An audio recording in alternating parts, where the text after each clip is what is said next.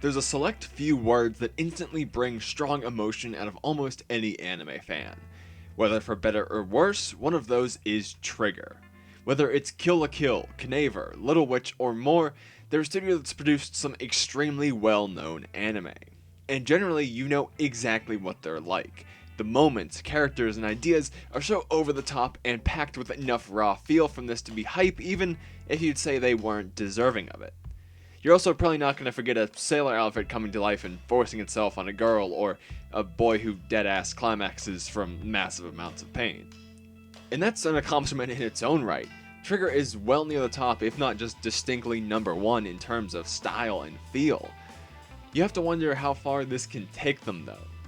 Kill la Kill was their first success and one of their earliest works, and it feels like it's all been a little bit downhill from there.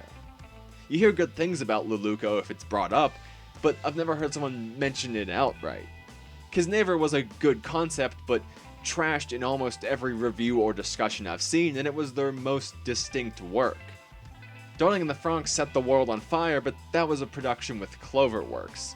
And Little Witch is highly regarded in its circles, but again, not as well known as previous works. And that takes us all the way up to Brand New Animal. BNA takes place in a world with humans and beastmen, a species similar to humans, but with the ability to transform into an animal form as well. Faced with prejudice from humans, they establish a dedicated beastman sanctuary known as Anima City. Here they're free to live safely. Well, except for terrorist plots, theft, human trafficking, all those usual daily things. A once human, now turned beastman Michiru enters Anima City for safety and slowly uncovers this shady underbelly alongside Ugami, a wolf beastman with his hand, or paw, whatever, on the pulse of the city as a sort of protector. The head of a massive pharmaceutical company that helps fund the city, Alan Silvesta, eventually enters the story as a strong player, and the pair has to determine his intentions and what lies under the surface, all while trying to figure out how to turn Michiru back into a human. I can say that BNA does not disappoint when it comes to the usual Trigger elements if that's what you're there for. It has overt ass comedy, over the top elements, literally groundbreaking action, and just raw style and feel. But Michiru, the protagonist, solidifies something that is really just the Trigger female protagonist trope. She's a little bit overreactive, stubborn to a fault, reckless in almost every situation, prone to outbursts. I could keep going, but I think you get the point. Michiru is the in-between of Ryuko and Akko. She's a bit of a fighter like Ryuko, but for more idealistic and inherent reasons like Akko. In a lot of ways, like morals and friendship, she's more childish like Akko, but a bit more mature in other areas like reasoning or worldview, kind of like Ryuko. While she maintains the appeal of the previous two, she feels so much like a compromise between their past successes. I mean, I like her, there's a reason it works, but if you've seen the prior work, she'll feel oddly similar, in a way that makes each character feel less like an original distinct person and more like they're following a formula. It's more than just Michiru as well. Now this technically contains spoilers to go over, but it's nothing that wasn't obvious from the beginning. Alan does end up being the main antagonist, and he solidifies another trope that's the Trigger villain. Now looking at Kill la Kill, Ragyou was the head of a massive corporation, introduced a little bit later on into the anime with massive amounts of inherent power. Croix from Little Witch was introduced later on to the anime, didn't run a corporation but had massive influence at the university as things went on, and had tons of technology to throw out and do her bidding. Alan is introduced early, but only becomes truly relevant later, and he's the head of a massive company with tons of technology to do his bidding and excessive power. Plus, he's a suave male with government connections, so I kept thinking of Andrew from Little Witch as well. He just doesn't feel like he brings anything original to the table, if anything at all. His eventually revealed intentions are fairly generic, and his main function is to push the plot forward when needed and exposit on the protagonists. He adds no tension to the anime.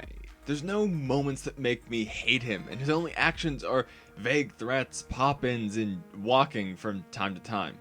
Remember when Kill la Kill opened with these supposed villains in a boisterous, absolutely mad, powerful display? There was a reason you wanted Ryuko to beat them. And there's none of that here.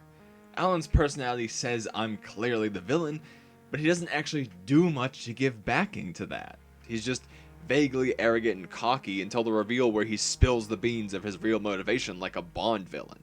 And a weird Ragyou, Croix, Andrew hybrid for personality and action. It's like a chimera of past villains.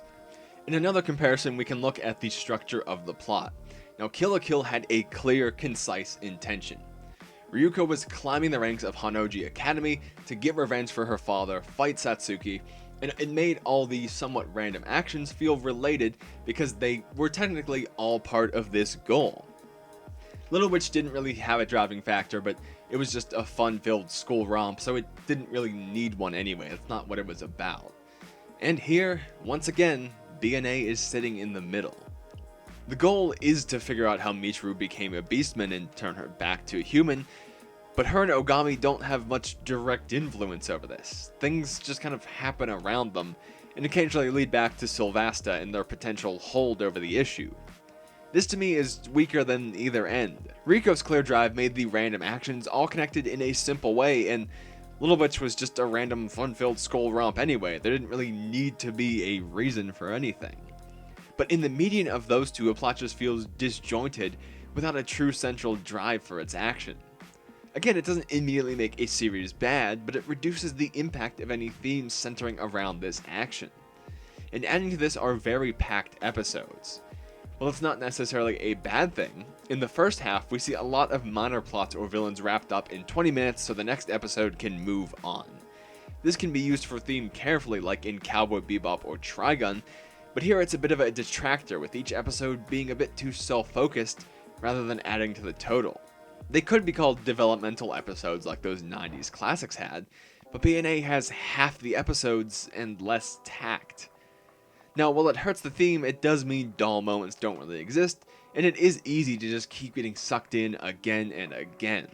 Hey, quick plug. So I make tons of other discussion videos, in addition to reviews, impressions, and comedy videos, all focused on the anime you love. Consider subscribing for more in the future, or checking out a few other videos on anything from utter classics to modern hits. Also, I have a Discord server linked in the description for the channel if you want to talk anime with other fans or reach me directly. Anyway, back to the video. But this crippled theme is where things really started to fall apart for me. BNA takes a bit of a new leap for Trigger, addressing a serious, darker, real-world issue. Beastmen are heavily discriminated against. Sure, they have animosity, but that's more confinement than anything else. The government makes open threats against it, and if they leave, they're heavily persecuted. And this is all based on an unchangeable physical characteristic.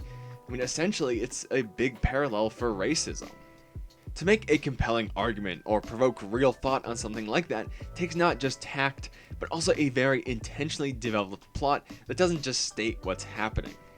BNA opens on anti-beastman vandalism, and Michiru narrowly escapes what's basically a lynching, and then later episodes just fall back into more lighthearted or mellow ideas.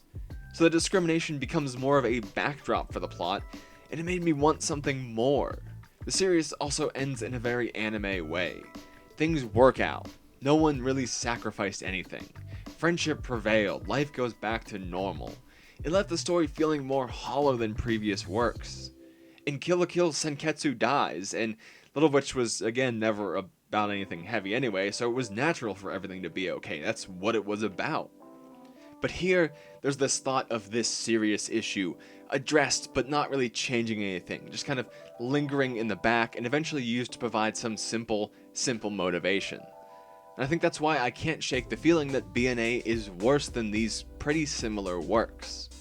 There are super positive things to be said about it though, in a very different area, more along the production side of things. When I said groundbreaking action for a quick joke, there was actually more to that. This is the most stellar action that Solo Trigger has ever given us.